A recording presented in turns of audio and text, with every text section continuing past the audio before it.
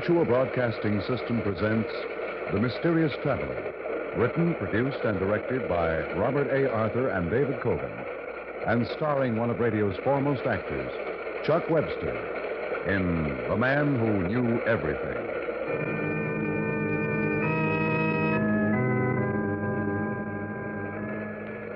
This is the Mysterious Traveler inviting you to join me on another journey into the realm of the strange and the terrifying.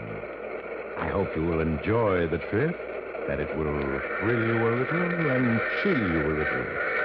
So settle back, get a good grip on your nerves, and be comfortable, if you can, as we join forces with a man who had unique powers which enabled him to accomplish tremendous good or tremendous evil. I call his story The Man Who Knew Everything.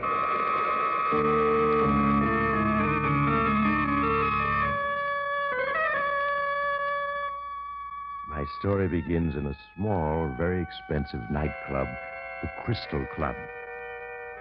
The room is crowded with men and women in evening dress, there to see and hear the star attraction, Randor the Mystic, mind reader extraordinary. In a small office with the door locked, Nick Thompson, owner of the club, and his press agent, Jerry Fenton, are in conference. I don't like it, Jerry. I tell you I don't like it. The grand jury is all set to bring in an indictment against me. The heat's on and my contacts with City Hall are no good anymore. Well, it seems to me, Nick, about 5 years ago, there was another grand jury camping on your trail. But all of a sudden, they lost interest, right? Yes, that's right. I sort of heard rumors that those grand jurors got a few anonymous phone calls suggesting what might happen if Nick Thompson was indicted. They did. That's when they lost interest. But it won't work now, Jerry. You're not turning soft, I hope. Could I handle the gambling monopoly in this town if I was soft? You know me better than that. Just the same if I were in your shoes. Yeah, if you were in my shoes, what would you do, smart guy? I'd make a few changes, Nick. I'd consolidate a couple of, should we call them business rivals? You mean you'd try to take over Nobby Williams' rackets? Maybe Fat Boy Latimer's? Is that what you mean? That's just what I mean. I've been wondering for 2 years why you let him alone. You sap. Times have changed. This investigation proves it. Kipova started it. Now every local prosecutor is starting a cleanup campaign of his own. So? Public attitude is different, too. If I started putting the heat on Williams and Latimer now, this town would blow up right in all our faces. You're wrong, Nick. Get strong enough and nobody can touch you, not even the public.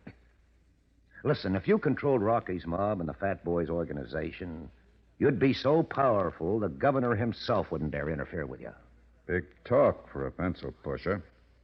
I asked you what's the dope down at headquarters, not for advice on how to run my business. And I've told you. Down at headquarters, they're waiting to see which way the wind's blowing.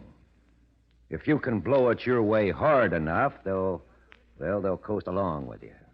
But if you sit around chewing your nails until the grand jury finds a true bill against you, all of a sudden you won't have any friends. Talk. Give me a concrete suggestion. That's what I want. Must be some way to get at those grand jurors. Everybody has something in his life that he doesn't want known. Those jurors are a hand-picked blue ribbon bunch. To pick up anything against them, you'd have to read their minds. Read their minds? Very interesting idea, Nick. Maybe Randor, the Mystic, could do it. If you put it to him, right? That Oriental faker. He's got a good act, but it's just an act. Oh, you're wrong. I tried him out last night. He read my mind, Nick. Told me exactly what I was thinking, including a few thoughts that strictly weren't for publication. Sucker. It's just a trick. Okay, if you want to believe that. Well, if you're through weeping on my shoulder about the grand jury, let's step out and watch Randor put on his act. No need to. I can switch on my loudspeaker in here and hear everything going on outside. Very convenient. It comes in handy. And so, Yeah, there he is. Gentlemen, I shall demonstrate the mystic powers which I bring from the sacred Orient. I shall not ask you to write questions on a piece of paper. Just think them. That is all. Think them, and I shall answer them. What hooey. But they eat it up. I tell you, it's not hooey. I perceive a thought. A certain gentleman is wondering if his wife knows where he was last night. No, sir, she does not. But please, such trivial thoughts, I must not waste my powers on them. Ah, here is something else.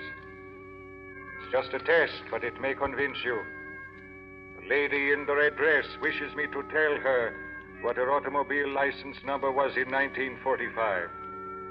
It was YX4590. Am I correct? She is nodding. Yeah, how do you explain that except by mind reading? She's a stooge, of course. Let's shut it off. The lady in the red dress happens to be a friend of mine. I asked her to try out Randor with that question. She's no stooge. Listen, if he's not a fake, why doesn't he use his mind reading to make some real dough? Could clean up at the races and the stock market. Oh, the Swami's a dope. He says his power mustn't be used for personal gain. He sends all his earnings to the famine sufferers in India. Oh, hooey. Forget Randor. What are we going to do about the grand jury? Well, I'll think of something. Oh, by the way, where's Randor live? 311 West Street. Why? Just curious. Well, I'll drift along, Nick. Meanwhile, I'll work on your problem.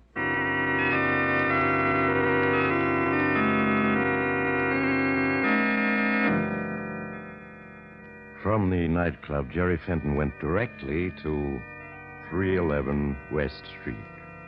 There, he located Randor the Mystic's small apartment and let himself in with a picklock.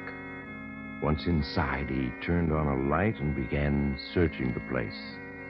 A thick manuscript in a desk drawer attracted his attention, and he settled himself to read it. Well, he was still reading an hour later when, unexpectedly, the door opened. Who is here? Who is in my lodging? Hello, Randor. Home early, aren't you? Fenton, the press agent. For what purpose have you broken into my room? Well, I've been meaning to have a little talk with you. I thought I'd drop in early and wait. You are lying. You have my manuscript in your hands, the fruit of my life's experiences. Yes. Interesting reading. Saves me a lot of trouble. Give it to me and go. I don't think so, Randor. You see, in Chapter 5 here, you've outlined exactly how you manage your mind-reading trick. Very interesting. Now I savvy those cough drops you're always chewing. They're doped with a drug which sharpens your mind so that you can really catch what someone else is thinking. That is true. It is a secret known only to qualified practitioners of the art of yogi. It is not for the multitude. One person's no multitude, meaning myself. No. You must not tamper with such powers. Your knowledge is not great enough. It's great enough to get me the right stuff from a drugstore to make a mind reader out of me, too. That's all I need, Randor. No, I read your thoughts. They are evil. You wish power, wealth for yourself. You intend to use criminal methods to get them. So what? Do you know a better way? I cannot permit it. You can't stop it, old man. I've got the secret now. That's all there is to it. You must forget it, or else you must die. You're going to kill me with that little knife? You're making me laugh, Randor. Now, take No. it. No. There. But I won't use it on you. I have a better idea. This pillow. I hold it over your face for a couple of minutes. Well, tomorrow the cops will think your ticker just gave out. No, you dare not. This power you have stolen, it will turn on you. Men's thoughts are not to be trusted. You will discover... Okay, that... Randor. Fenton, you must not... Sorry, Randor. Nothing's stopping me now. I'm on my way to the top.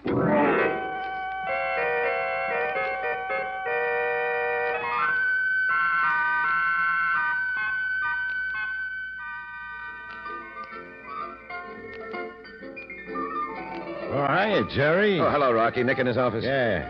He wants to see you. He's been wondering where you've been the last week. Yeah, I've been busy. He's kind of sore. Yeah, that's too bad. I'll go in and cheer him up. Hello, Nick. Fenton, where the devil have you been? Last place you'd look for me. Been down to the courthouse. The courthouse. Listening to the grand jury hearings. Why weren't you where I could get a hold of you?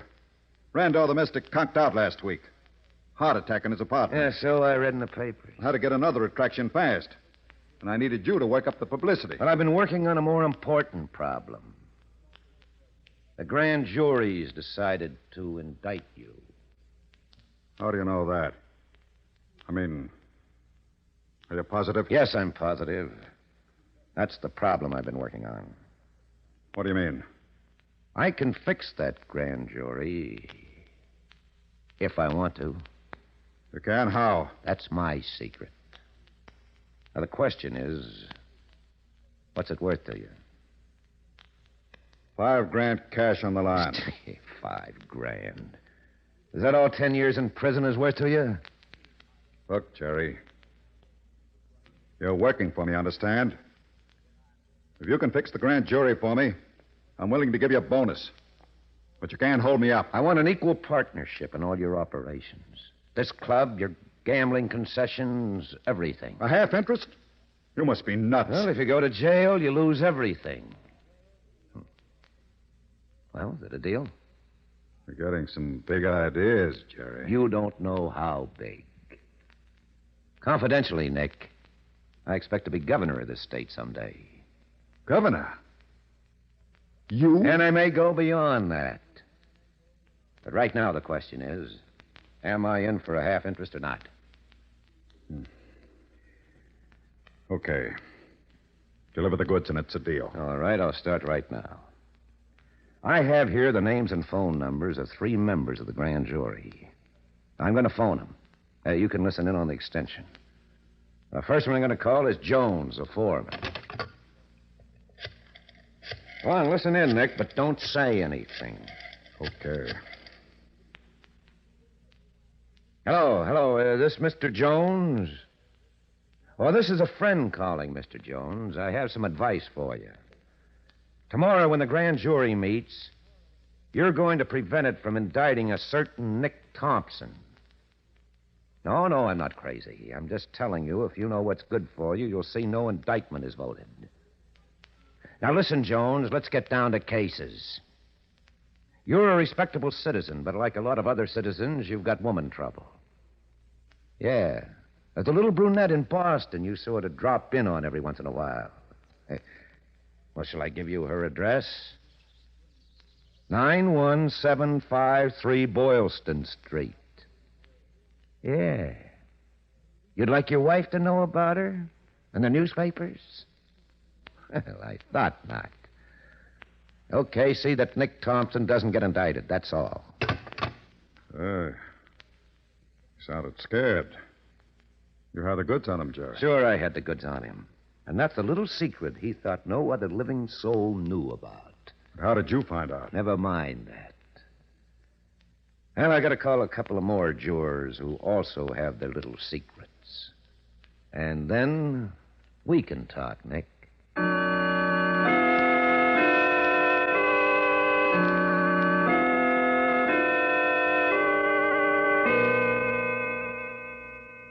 That's my final word, Wentworth. You help quash that indictment or I spill what I know. Now, goodbye. Well, Nick, you feel better now? Gotta hand it to you, Jerry. You've got those 3 citizens buffaloed. Now, spill it. How'd you find out? I hung around the courtroom, reading their minds. Reading their minds? What kind of guff is that? No, it's the truth. How else could I know? I don't know, but if you expect me to believe that mind-reading hooey... Look, Nick, before Randor died, he passed on his little secret to me. Randor? Told you how to read minds? Well, there's nothing to it except concentration. Of course, you have to be close to whoever you're working on, but that's all. I don't believe it. How else would I know that you're still wanted for murder in California? I'm what? Pasadena, 1938. Shall I give you the details? Now, wait a minute. This isn't a gag anymore. It never was a gag. You see, Nick, you and I are going to get along fine because I have the goods on you. Just sitting here, I've been picking up your most secret thoughts. In that case, you should have known about this gun. But you didn't. Yes, I did, but you can't kill me. You're not human. A bullet won't stop you like it will somebody Well, else. sure it will, but that gun is busted. Been busted for weeks. You just neglected to have it fixed. Well, I'll be... All right, it's busted. Rocky! Rocky Brogan! Yeah, Nick? Come in. Close the door. Sure, Nick. What's up? Fenton here. He's gotten a few big ideas. Too big. They're going to have to cut him down to size. You mean blast him? He knows too much. And his mouth is too big. Let him have it, Rocky. Right now. Well, gee, Jerry, you heard what Nick said. Yeah, I heard him. I guess we aren't friends anymore. So you'd better do as he says. Go ahead, shoot. Well, if that's how it's going to be. Wait a minute. You're pointing that gun at me. Rocky, you... Sorry, Nick. Me and Jerry had a talk earlier. I'm working for him now. You. Good work, Rocky. A partnership idea would never worked out anyhow. All right, now, after you've gotten rid of Nick, just start spreading the word to the boys that I'm running things now.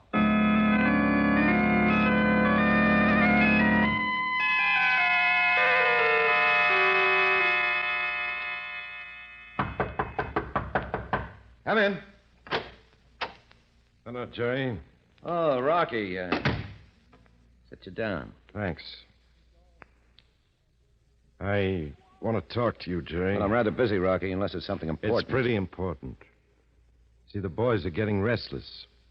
They're waiting for you to deliver. Waiting for me to deliver what? Well, you know you said you were going to expand, take over Nobby Williams' territory and Fat Boy Latimer's. Well, I'm already doing it, Rocky. I started a week ago. Yeah, but how? You had a conference with Nobby and the Fat Boy, told him everything would stay just like it was. Well, that's what I told him, Rocky. It doesn't have to be true. I don't follow you. Now, look. At that conference, I learned certain things. Yeah? Now, never mind how, but I learned. I learned about 2 murders for which Nobby Williams can get the chair. I discovered enough about Fat Boy Latimer's income tax cheating to get him 10 years at Leavenworth. You did. But I was there. I didn't hear you. Never mind what you did or didn't hear. I got the information. I gave it to the authorities days ago. And as soon as they pin it down, Nobby and the Fat Boy will be booted into jail. When that happens, their organizations fall into my lap just like ripe plums. Yeah, but can you be sure it'll work? It'll work. And it'll mean we don't have to fire a shot. The public will never know anything's happened. Now, there's only one drawback, though. Yeah? It's going to take a little time. The boys will just have to be patient, that's all. Well, I suppose I can calm them down. But, Jerry, we got to have dough. We've been laying low since the big investigation started, not taking in anything. Those boys have got to be paid. I know. What's our monthly payroll? About 50 grand. I need some capital for operations, too. Oh, you see, Rocky, a little later I'm going into politics. Politics? In fact, I expect to be governor in about 5 years. Governor? Yeah. You? Jerry, you sure you got all your marbles? Listen, Rocky, and get this straight. Yeah? I have a way of learning anybody's most closely guarded secrets. Anybody's. Yeah, but Jerry... I told you about that little deal out in St. Paul, didn't I? The one where you started... Please, Jerry, not so loud. Somebody might hear. I could get the chair for that. You will, too, if you step out of line. Now, tell me, how did I find out about it? I don't know. This was by magic. I'd have sworn nobody ever... All right. Call it magic if you want. Now, just think. Suppose I can find out the one thing any man, is afraid of having known. Well, then I got a handle over him, haven't I? I'll say you have. So I go to all the big politicians, one at a time. I convince them I know their entire past, every dirty deal they've ever been mixed up in. Well, they'd make you president to keep you quiet. That's what I'm figuring on. But that's for the future. Right now, I need quick money to operate on. Yeah, I could get it in Wall Street, but big financial deals sometimes take a year to set up. The boys won't wait that long. I know. So, you got any suggestions? Yeah, I do. Something I had my eye on for a long time, only Nick wouldn't let me try it. A payroll stick-up. Payroll? Yeah.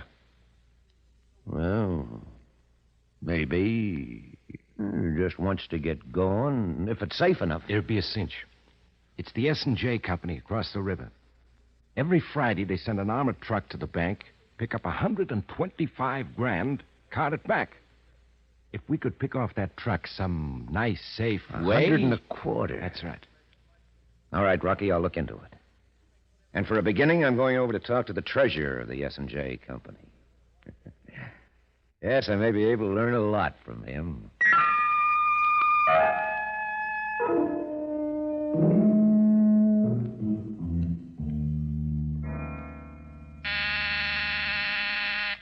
Yeah, Jerry? Come in, will you, Rocky? Right away, Jerry. Close the door, Rocky. I got some dope for you. You mean about that payroll job? That's it. Yeah, it's all set. Now, this is Friday. By 10 p.m., we'll have that payroll. Have you got it figured to take the armored car? We don't need to. Don't need to, but... For your information, the money is not carried in the armored car. That's a bluff. A bluff? The payroll's actually delivered in an old truck marked Tropical Linen Supply Company. You're kidding. An hour after the armored car leaves, the laundry truck drives up at the rear of the bank. The driver, he's a little man wearing horn-rimmed glasses, carries in a bundle of clean towels, comes out with a bag of dirty ones. The payroll's hidden among the dirty towels. How'd you find all that out? Oh, I talked to the S&J treasurer. The rest is my secret. Okay, Jerry. Okay. So tonight, follow the laundry truck. Pick it up. Take it to our own garage. Get the payroll, then get rid of the truck and driver. After that, report back to me. Well, if you can work like this all the time, Jerry, Yeah? why stop at becoming president?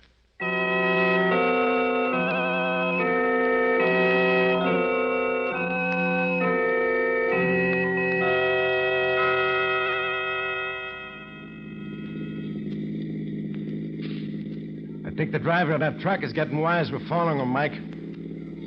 Yeah, he's speeding up a little. Now move up and cut him off. It's time to take him.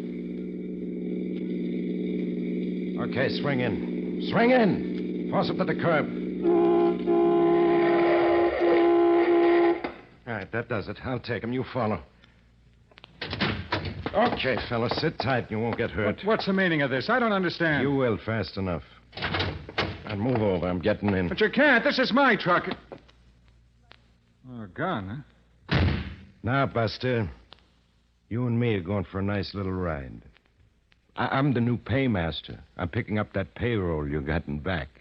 You're crazy. I haven't got any payroll, just dirty towels. Yeah. We'll see, Buster. We'll see.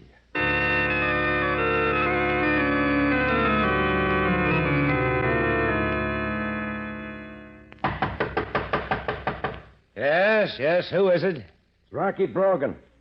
Oh, come in, Rocky. Oh, you're back quick. Who's that you got with you? All right, inside, you. I Come on, tell you, inside. You're making a mistake. You're making a terrible mistake. Rocky. What is this? This is the driver of the linen supply truck. The one you said carried the payroll. Well, We took the truck to the garage. We searched every bag of dirty towels. The money was not there. but it had to be. I don't know anything about a payroll. This is all an error, really it is. Now, please let me go. How about it, Jerry? The boys are saying you pulled a boner. I'll find out in a hurry. Rocky, you wait outside while I talk to this man. Okay. But I hope you haven't made any mistake, Jerry. For your sake. All right now, my friend. We can get the truth. I've told you the truth. I've told it over and over. I deliver towels. I don't know anything about a payroll, nothing at all. I can't be wrong. Let me see where my cough drops. Here there. Yeah. Now we can talk. Where is that payroll? Look, how often must I tell you you're making an awful mistake? If you want money, I've got $10 on me. That's... Well, so that's the answer. Very clever, aren't you? What do you mean? The laundry bag with the payroll in it is hidden in a special compartment underneath the floor of that truck. No wonder Rocky couldn't find it. No. You can't know that. That compartment was my own idea. Nobody in the world but me knows about it. I know about it.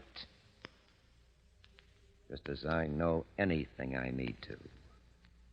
Including the fact you're hiding a .25 caliber pistol inside your waistband. You knew that. You should have done something about it. Now it's too late. I've got you covered. So you have. You've got to let me go, do you hear? Or I'll shoot. I'll kill you. Then shoot. Go ahead, shoot. I warn you. Let me go or I will shoot. My friend, you can't shoot. You've never fired a gun in your life. You bought that gun from your brother-in-law 2 years ago. Just to carry to scare off possible thieves. But you've never even loaded it. You can't shoot because the gun isn't loaded. How do you know all that? Because I can read your thoughts. Now, give me that gun. No. Then we'll get to that pay. No, I warn you. Stand back. He shot me. What happened in here? Jerry! Jerry! He's dead. I killed him. The gun was loaded after all, and I thought it was empty. All the time I thought it was empty.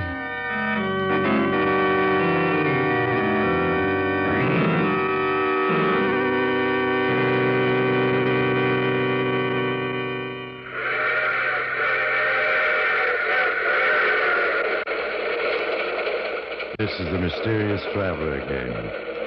Poor Jerry. He was all set to become the greatest man in the world. Now he's just another name in the cemetery. So that's what Brando, the mystic, meant when he said men's thoughts are not to be trusted. When a man doesn't even know his gun is loaded, what good is it to read his mind? But perhaps Jerry's fate will be a lesson to you. Don't depend on someone else to do your thinking for you, because sometimes you may find... Oh, you have to get off here. I'm sorry. But I'm sure we'll meet again. I take this same train every week at this same time.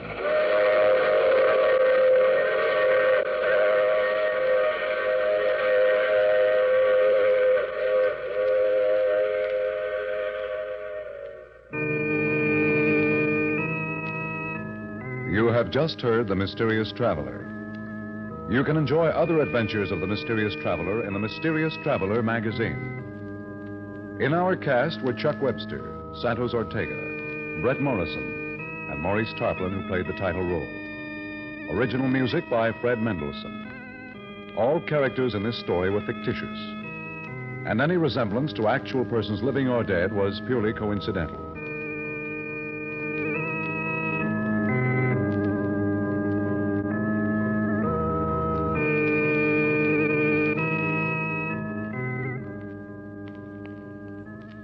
Tonight, the Mysterious Traveler salutes radio station WJZM in Clarksville, Tennessee. WJZM today marks its 10th anniversary of service to the Queen City of the Cumberland. Phil Tonkin speaking. This program came to you from New York. For news as it happens, from where it happens, listen to the Mutual Newsreel every weekday evening over most of these same Mutual stations. Mutual Newsreel listeners hear the actual voices of the people who make the news, recorded on the spot for transmission to you with all the breathtaking drama of news in the making. So for a program of news with dynamic impact, news you hear happen from where it happens, listen to the Mutual Newsreel every weekday evening over most of these same stations. This is the Mutual Broadcasting System.